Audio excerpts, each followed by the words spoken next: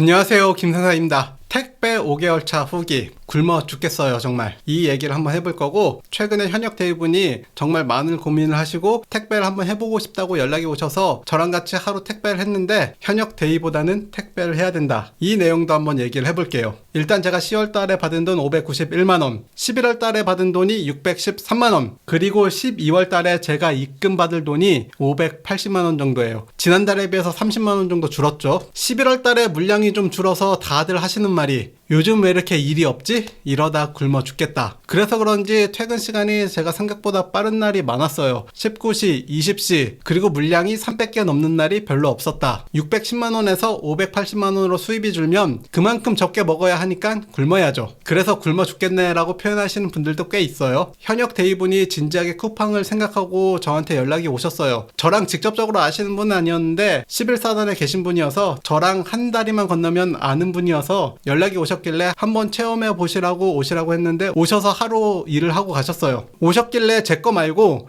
옆에 그냥 일하는 다른 사장님 거 혹시 지난달 정산서 한번 보여주실 수 있냐고 물어봤더니 그거를 보여주시길래 대리분께 보여드렸어요. 정말 말도 안 된다라고 하셨어요. 왜냐? 그분이 9시에 출근하셔서 19시에 퇴근하시는데 790만원이 찍혀 있거든요. 그런데 이분은 하루 종일 계단만 타시는 분이에요. 그러면서 하시는 말, 요즘 일이 없어서 저녁 7시면 끝난다. 그리고 제 구역에서 하루 같이 했는데 저는 9시에 출근해서 보통 22시에 퇴근하는 구역이고 600만원 정도 벌려요. 대신에 하루에 15km 정도 걷고 계단은 10층, 많아야 10층. 실제 대리분이 오셨을 때도 계단은 3층만 탔어요. 자, 이 대리분이 느낀 점, 일하는 강도가 솔직히 부대에 있는 부사관들 일하는 것보다 높지가 않다. 그리고 생각보다 편하게 일한다. 스트레스가 없다. 그래서 군대가 정말 얼마나 박봉에 애국페이를 강요하는지 확실하게 느꼈다. 처음에 오셨을 때 아내분이 월 500만원만 확실하게 벌 수 있다면 보내주신다고 했는데 쿠팡 하시는 분들은 쿠팡에서 월 500만원 번다. 어떤 느낌인지 아시죠? 정말 편하게 일하면 500만원 정도 벌어요. 제가 첫 2달 동안은 적응이 제대로 안 돼서 500만원 벌면서 늦게 끝나고 힘들었는데 적응하니까 되게 편하고 스트레스가 전혀 없어요. 쿠팡에서 월 600 번다는 건 쿠팡 하시는 분들 어떤 느낌인지 아실 거예요. 그리고 610만원을 벌고 580만원을 버니까 일을 너무 쉽게 했어요. 첫 3달 정도는 월 500만원 정도 번다라는 생각으로 적응 기간을 좀 보내면 그 다음부터는 솔직히 스트레스 받을 거 없이 일을 정말 편하게 할 수 있어요. 물론 여기서 스트레스 관련된 기준은 군 생활이랑 비교하는 거예요. 정말 스트레스 없이 일할 수가 있어요. 택배 뗄 거 떼면 얼마 안 난다라고 댓글 남기시는 분들도 있는데 제가 4개월 동안 일하면서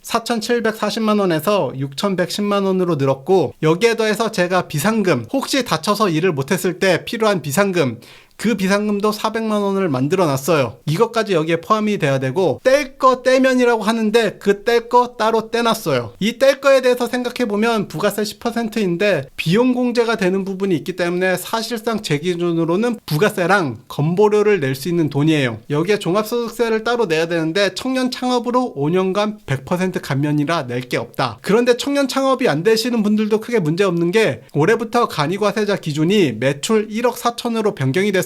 내년에 제가 간이과세자로 바꾸면 저 금액에서 종합소득세를 낸다고 가정해도 돈이 더 남아요. 그런데 여기서 중요한 거, 제가 월 590만원, 610만원을 벌면서 월 300만원씩 저축을 하는데 생활비로 6년에서 7년차 중사 혹은 3, 4년차 대위 월급을 그냥 생활비로 쓰고 있어요. 제가 상사 때보다 생활비를 100만원 정도 늘렸는데도 월 300만원씩 저축이 되고 있어요. 그리고 퇴직금 얘기하시는 분들, 직장생활 10년 하고 퇴직금 받는 것보다 총소득이 매우 높아요. 그리고 마음대로 쉬지 못하지 않냐 이런 얘기를 하시는 분들도 있는데 제가 6일이라고 이틀씩 꼭 쉬어요. 스케줄대로 쫙 나열되어 있기 때문에 주말에 못 쉬고 공휴일에 못 쉬는 건 맞지만 그만큼 돈을 많이 벌고 있잖아요. 그리고 택배를 하면 자녀들이 부끄러워한다? 보통 직장인보다 더 풍족하게 살 수 있어요. 제가 버는 이 금액이 쿠팡을 하면서 많이 못 버는 축에 속해요. 그리고 택배 하시는 분들 중에 자녀들에게 부끄럽다라고 생각하시는 분들이 없어요. 가끔씩 주말에 초등학교, 중학교 자녀 데리고 같이 일하는 분들도 있고 자녀들 현장 체험활동 사용하고 일 도와주러 오는 자녀들도 있어요. 그리고 쉬는 날이 토요일, 일요일인 경우가 무조건 캠핑 간다, 가족과 무조건 뭘 한다, 이렇게 가족 행사날로 지정하시는 분들도 있어요. 연금이 없다, 퇴직금이 없다, 제가 월 600만원대 벌면은 월 300만원씩, 그리고 나중에 월 700만원대를 벌면 400만원씩 노후를 위한 투자를 할 텐데 이렇게 이렇게 해도 생활비로 중사 월급을 써요. 제가 지난달에 보유했던 종목이고 이번 달에 보유한 종목이에요. 늘어난 건 SCHD를 더 산 것뿐이에요. 그리고 4개월 동안의 배당금은 4개월 전에는 연간 122만 원이었는데 지금은 160만 원이다. 그리고 몇 가지 댓글을 살펴보면 장기 투자를 할수록 세금에 대해 민감해야 합니다. ISA랑 개인연금 계좌는 무조건 활용하세요 라고 댓글을 다셨는데 절세 방법은 정말 다양해요. ISA랑 IRP는 그 중에 한 가지 방법일 뿐이에요. 저는 제가 경험하고 실제로 하고 있는 것만 보여드리기 때문에 한번 보여드리자면 제가 12월 달에 어떤 일을 했냐, 수익이 난 SCHD를 그대로 팔았다가 그냥 다시 샀어요. 평가 금액은 변동이 없는데 수익률을 없애버린 거죠. 왜 이런 짓을 했냐, 양도소득세를 안 내기 위해서예요. 해외 주식 양도소득세가 22%인데 1년에 250만원까지 공제가 돼요. 그래서 제가 250만원어치 수익 실현을 하면 55만원의 세금을 아끼는 거죠. 이런 수많은 방법들이 있기 때문에 꼭 ISA랑 IRP를 활용할 이유는 없다. 단 개인 자산을 어떻게 운용하는지 정말 철저하게 공부하고 ISA랑 IRP가 더 적합하다, 필요하다 이런 판단이 되시는 분들이 활용하는 거지 무조건 활용할 필요는 없어요. 그리고 또 다른 댓글, 아직 총각이라 돈 모으기 좋을 듯 이런 얘기를 하시는 분들도 있는데 중사 월급 230만원에서 260만원으로